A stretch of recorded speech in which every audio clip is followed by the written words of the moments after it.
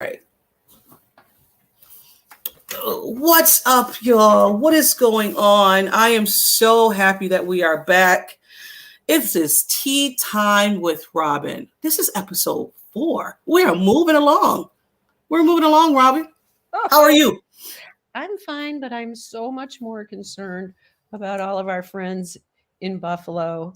And I just want to say how sorry I am for everyone in the city, in the region who's struggling and going through a catastrophic situation. And my heart is with everyone who has had to endure this challenge. And my heart is just with all of you.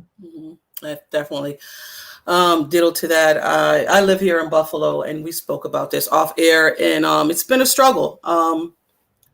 It's just we talked about it. I just don't like how certain things happened in my city. And I know you text me during this whole thing, and I appreciate you for doing that. And yeah, I guess I just need to do this to get my mind somewhere else, Yes. So So the Bills are a great distraction. yes, they are, and actually they're winning, and they're back to back to back to back to back to AFC champs, and we love it. We love division champions, of course, but we love it. So let's talk about it, Robyn. How are you feeling about this whole situation with the Bills and clinching and playoffs and everything that's going on with the Bills right now? Well, the third straight AFC East championship is something else. And you have to go back a few decades to remember what it was like to win on a regular basis like that, the Super Bowl years. And they were wonderful. But I thought about you. I thought about you when you sent me the notes in terms of what we were going to talk about. And the Bills being a 3-time AFC East champion leads me back to the word you and I have been talking about, and that is graciousness, gratitude. Yes. Because it's so easy when I look on social media to see people complaining about this or that or the other thing. And, will the Bills make it? Will they win the Super Bowl this year? Who knows? But we do know that they're in a much better place than they were in the 17 years that they didn't make the playoffs. Absolutely. Absolutely. We know how that felt. Don't you think that gratitude would be a good thing to remember? Absolutely. And, I'll say this. Some of the Bills fans right now haven't seen or wasn't in that time when the Bills were struggling in the 80s, and they were, what was it? They played how many games back then? 16 games, 14 games? I can't remember. They were 8 and whatever it was, or 4 and whatever it was. So the winning right now to some new fans is all they know. They didn't know the struggle with the Buffalo Bills back then. They didn't know that we really didn't have quarterbacks back then besides Jim Kelly and now Josh Allen. They didn't know the in-between. So, That's I'm not saying you guys are what is it, spoiled, but you guys might be a little spoiled. That's a fair word. You bring up a good point about the other teams, because this is on my list, my little list. In terms of the championship, we have to be somewhat thankful to the Jets and the Patriots and the Dolphins, because let's face it, none of them right now have quarterbacks that are totally the answer. No. Okay, Tua, that's a subject we'll talk about. We all saw what happened with Zach Wilson. He's being put on ice. Train wreck. Jones, I just can't believe that he's the answer either. So part of the reason that we have, this wonderful thing of being AFC East champions for 3 years is because the competition in our division at quarterback has not been seriously.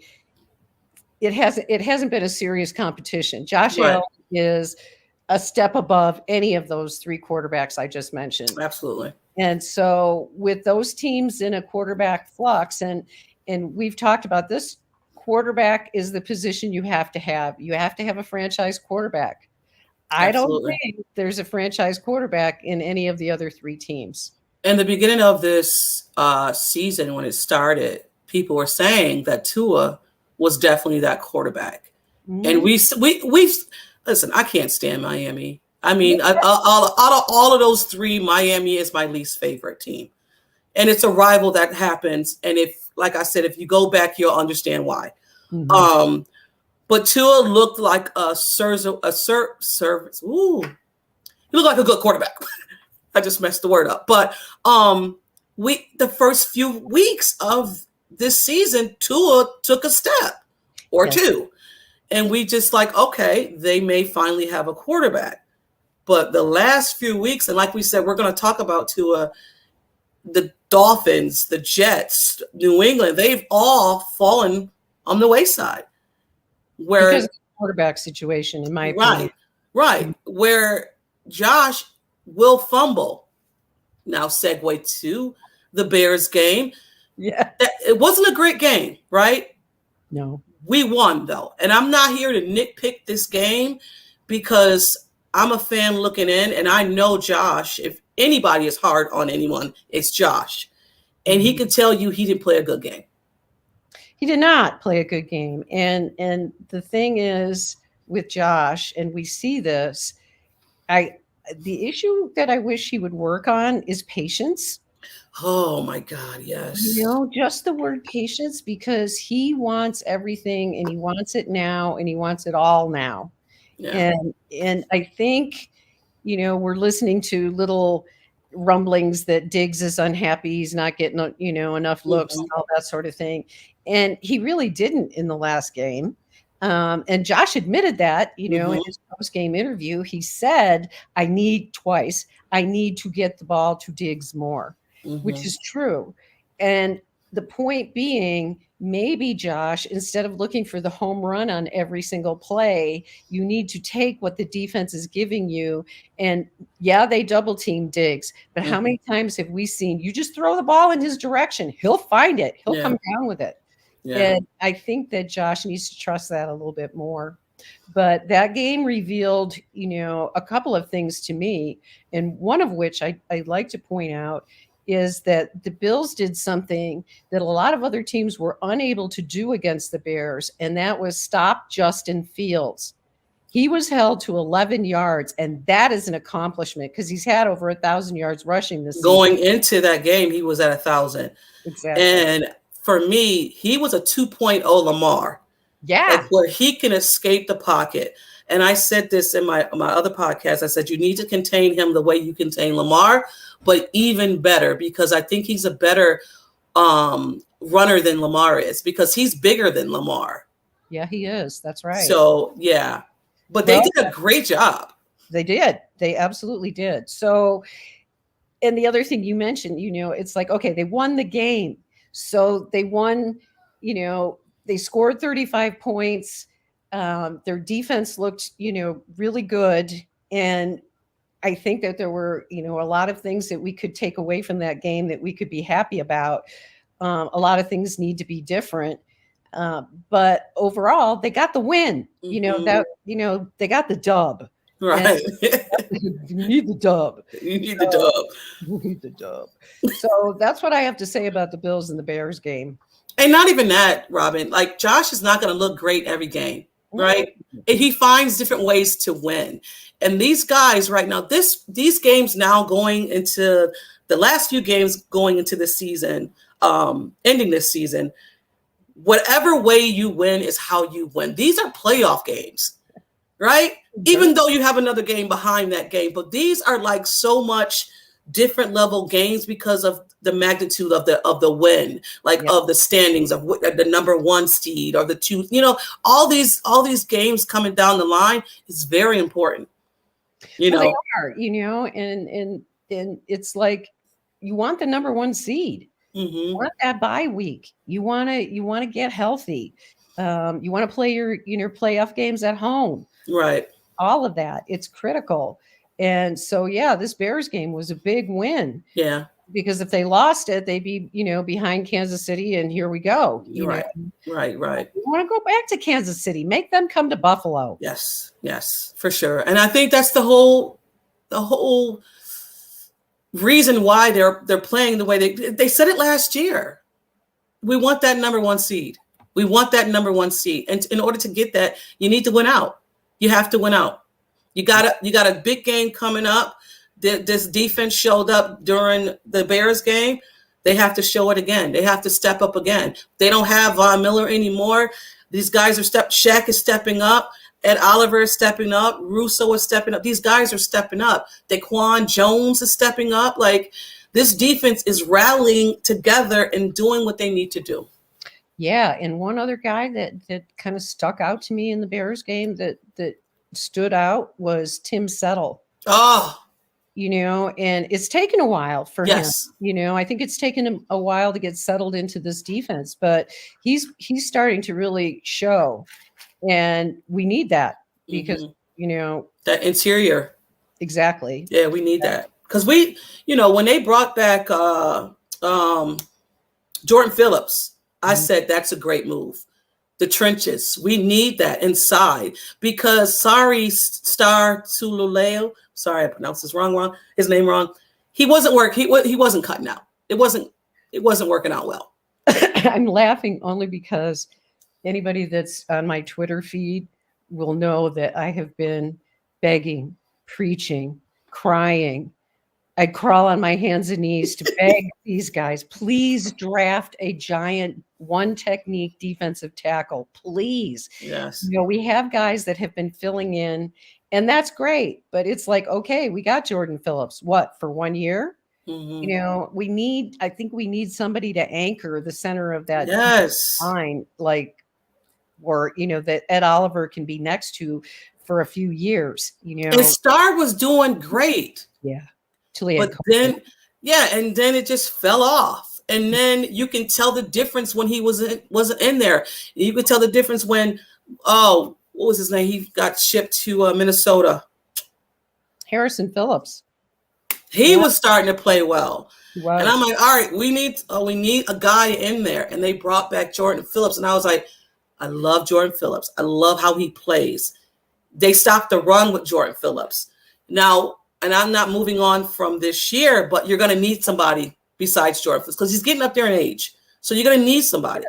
Yes. And I'm worried about him this year only because oh my God, yes, hamstring and a bum shoulder. And the shoulder may get better, but the hamstring on big guys like that is going to nag him. He's not going to be playing with the amount of bursts that he could play for the rest of the season. Yeah. So we have to hope that he can limp along and do as best he can, which he will. And he's got a big heart. I don't worry about Jordan Phillips at all. Absolutely. All right, you want to move on to the Burrow and Josh, or you want to talk about Tua?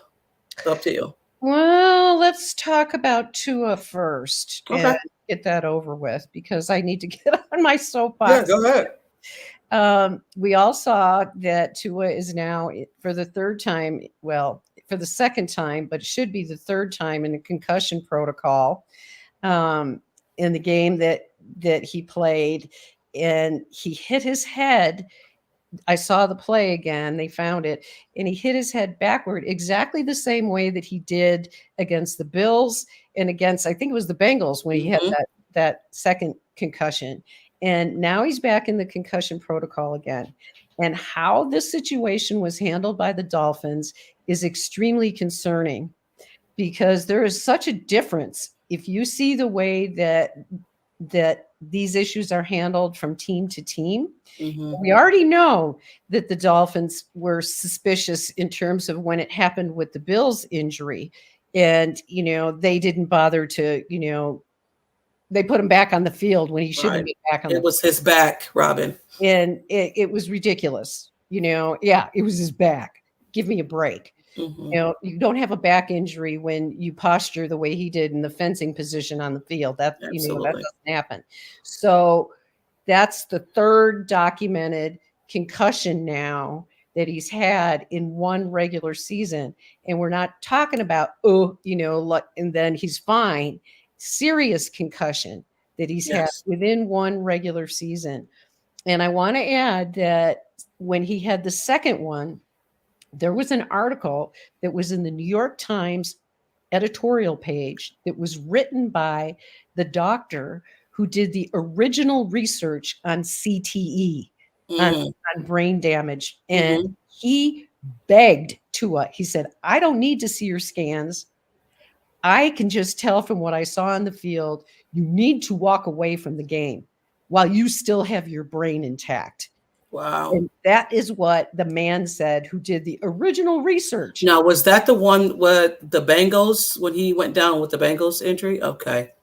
Wow. Yes. And it came out. And I mean, if the guy who's done the original research on CTE is begging Tua to walk away from the game, and then you see how this thing is handled by the Dolphins, Yeah. I mean, come on. Shouldn't they have been? Chris Brown brought this up on One Bills Live. Shouldn't they have been hyper vigilant, looking at every play, at every time that he hit the ground? But they said Attention once he hit the ground, he had, because I didn't watch the game. I was in and out of that game. 3 interceptions Right. So it was right after. in the fourth. Yes, Okay. 3 interceptions. Well, After boom. it was, you could tell that something was off with him. And Tony Romo even brought it up on the broadcast because he said, maybe they should take him out and look at him. Tony Oh, Romo, really? but his own Wow. coach can't see it. Excuse Wow. me. I have such a problem with the way that this whole thing is being handled. And, they say the NFLPA is investigating or whatever. They give all this stuff lip service. Mm-hmm. And sometimes you and I talked about this before. Sometimes you have to protect players from themselves. Absolutely. And, a lot Absolutely. of Dolphins fans are saying, oh, Bills fans that care about Tua, it's just they don't want, they're afraid of Tua. I have never liked Tua as a quarterback. I didn't like him before he was concussed. Afraid of what? No one's listen. I'm a Bills fan. Yes. Do I like Tua? No. Do I like Jones? No. Do I like Zach Wilson? No. But the fact is that this guy had 3, and I'm going to say 3 because the Bills, that was a concussion. You can say what you want, Dolphins fans, whatever. Tua had a concussion, baby. It was a concussion. Say what you want. Tua had 3 concussions this season. Say what you want. Hi, baby. My child came upstairs. Well, and that's the point. There's 3 concussions. There's no, how long are you going to let this guy play? Right. I hold my breath every time he goes back to make a pass. I hold my breath. Yeah. Because I don't want to see him taken off the field on a stretcher. And that's what we're going to see at some point. Right. He's going to end up having a brain hemorrhage. And, this is not something that should wait until the off season when they can have committee meetings and decide how to fix this. Right. Right. This player needs to be protected from himself. Absolutely. And he's been ruled out of the Patriots game this weekend, and they definitely need to win that game. So the concussion must be serious. Yeah. But again, should he even play this season? No. Should he ever play again? No. No. In my opinion. No. But if they put him back on the field this season, you guys are you're trying to win a playoff game. And how important is that playoff game of this guy's life? Is it more important than his life? And yes, I'm a Bills fan saying this. So, I mean, I don't know. Someone needs to be fired. Yeah. I'm not at all happy how the coach is handling this whole situation. And I think about Sean McDermott, because if you look at Mitch Morse's situation, I hope Mitch Morse retires. I do too. I hold my breath with him too. And you saw what happened with him when Mitch Morse was concussed. He knew it right away. He said, I'm not feeling right. They took him off the field. Boom, gone. He's gone. There is no way that Sean McDermott, if he knew a player was questionable, would let a player stay on the field. Under circumstances. He just wouldn't do that. So, I didn't even know when I think we spoke about it. I didn't even know he was in concussion protocol until halftime. Mm-hmm. And then I know Mitch has had a lot of concussions. And I think about Mitch's, his life, because he has 2 young kids. And it's just, Is it worth it? And I get it. These guys are built to play football, but also too, you only have one brain. So I mean, and I Yeah. don't even know if Mitch is playing this week. I mean, it will be great to have him, but I Oh, don't know. I haven't seen the nervous. injury report. Yeah, I'll be nervous. I kind of Yeah, hope that they keep him out because we did all right without him. yeah. Okay, we did okay without him. I know. This is definitely a different game. The Cincinnati game Yeah, is let's. very important. We can segue to the Cincinnati game. Next up is Burrow and Allen.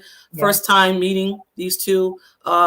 Last year the Bills beat them, I think, by 3 points, but it was was it last year or the year before? Can't remember, but it was with Andy Dalton. hmm So this is the first time Josh and Burrow is meeting, and this game is going to be lit. incredible. Lit. Like That's Robyn said, lit. gonna be lit. What's your feelings on this game, Robyn?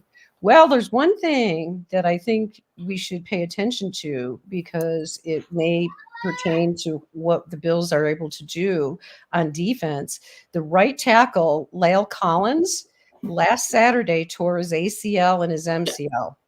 So Yep. he's gone. So their right tackle is gone.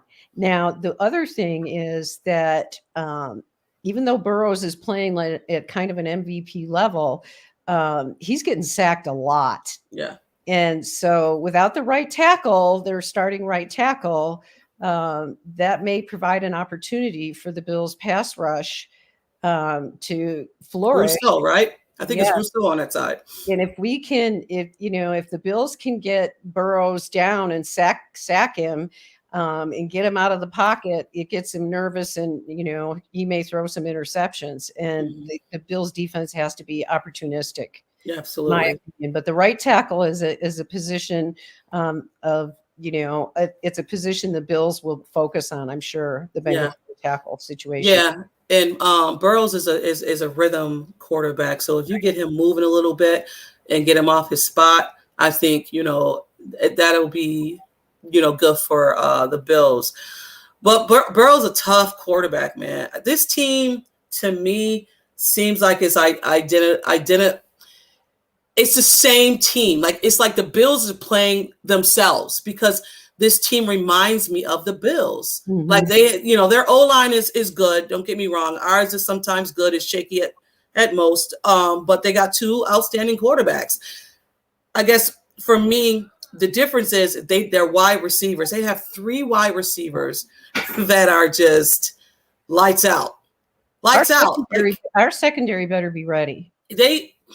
Robyn, that's going to be the test. That's going to be the test right there. The secondary is going to be the test. Absolutely. Which, and then you say, because it's important, if we can get a pass rush, that will help the secondary. Right. Because we can't blitz this team. No. You cannot blitz this team. No. You got to get there with the 4, the front 4. You got to get there with the 4. And you don't have to worry so much about spying Burrows because he doesn't run that well. So that's good. The other thing I would like to see, and it was an interesting comment, I think it was Chris Sims, another comment that I know he's been critical for the Bills situation this week. And he likes the Bills too. Yeah. But I mean, I get it. I mean, you don't always have to be nice. Fan or what? But he said the Bills are going to have trouble running on the Bengals. Yeah. And I thought that was an interesting comment. Maybe they will. Mm-hmm. But our guys are running better. This tandem between Singletary and Cook is starting to cook. They've got chemistry, and finally you're starting to see, and I'm so excited about this. Yeah. You're starting to see Cook really get into the rhythm of finding where the holes are and shooting through them. You see the speed, the second level speed that he took in that Chicago game. Yeah. And I know Chicago is what they are, but they were one of number 1 in oh my God, pass rush? No. Defense? I can't remember what it was. And I said I was going to look it up, but I've been doing a lot of stuff today. But they're no slouch. So yes, they are where they are at. We understand that, but teams couldn't really run on that defense. So, hey, I'm ready to look at Cook and Devin Singletary I love that those two. I love those two back I'd there. like to see them be more, the platform that opens up the passing game. And for me, I'd like to see Josh be more patient and maybe Yes. learn something from Burrows, because Burrows is a quarterback a lot like Brady in the sense that he's a dink and dunk and dink Yep. and dunk, and he'll kill you with that stuff. He'll Thousands knives. death by a thousand cuts. Yes. And that's why they have to be very, very careful, and pay attention. Yes. They got to pay attention. But I think that the Bills have, every bit as good a chance to beat the Bengals as the Bengals have beating the Bills. It's just like, Absolutely. they're two sides of the same coin. You know what? You know what I'm looking at this game, like that Kansas City game. Shh, shh, shh. Sorry. That Kansas City game against the Bills in Kansas City, that type of game. I love that type of game, but I want us to be on the winning side of that. Because it was, let's be honest, it was a great game. It was an up and down roller coaster game, but it was a great game. I wanted something like that, but like I said, I want us to be on the winning side of it this time. Well, the good thing is, from what I'm reading, the weather is not going to be an issue, and it should be fairly warm. So that's encouraging. We don't have to think about weather, as a factor. Mm-hmm. And yeah, it's a Monday night game. Yes. It's probably the best Monday night mashup in. All eyes are on this game. Yes. So you know what Josh does when the sun shines on him. And like, I want to bring something up you had said about Josh being patient. Yeah. He has to be patient. He has to take what the defense is giving him. You don't always have to throw the ball down the field, which is great and incredible if someone is open, because I think they may bracket Steph Diggs, and your guy is going to be available. It has to be. And I know he may be injured, but he's not saying Davis. Davis has to get it together, and this is the opportunity for Beasley to step up. Yeah, because if you got that slot right there, boom, just give it to him. Yes, exactly. And Beasley's been back long enough; he should be integrated enough into the offense that absolutely he should be comfortable. And I agree. I would love to see Singletary and Cook set up the run game so effectively that they have to put 8 in the box. And then you Diggs is like, free. Yes. Diggs is on single coverage. No one can cover him. Nope. Because he gets that space, so he takes it, Yes, for sure. Yes. This is going to be oh my God, it's going to be an exciting game. It is. Oh, I can't wait. But I have nothing else unless you do. I'm good. I'm good. I just want to wish everybody a happy new year. And I'm praying for everyone in Buffalo absolutely have success in getting their lives back in order and feeling like they can, you can live your life again. Right. Yeah. Because it's not been fun. It has not been fun, but Buffalo strong always. We will find a way. We're resilient. Things happen. We brush it off. If you know somebody in Buffalo, just check in on them to see how they're doing, because they may look fine, but they may not be doing fine. And I want to thank you, Robyn, for checking in on me and my family. I really appreciate and love you for that. This was something I needed to do today to get my mind off of, the things that's going on. But yes, y'all, happy New Year's. I hope everybody have a blessed New Year. And it's 2020 freaking 3. Love it. Love it. No, it's like wine. You get better with time.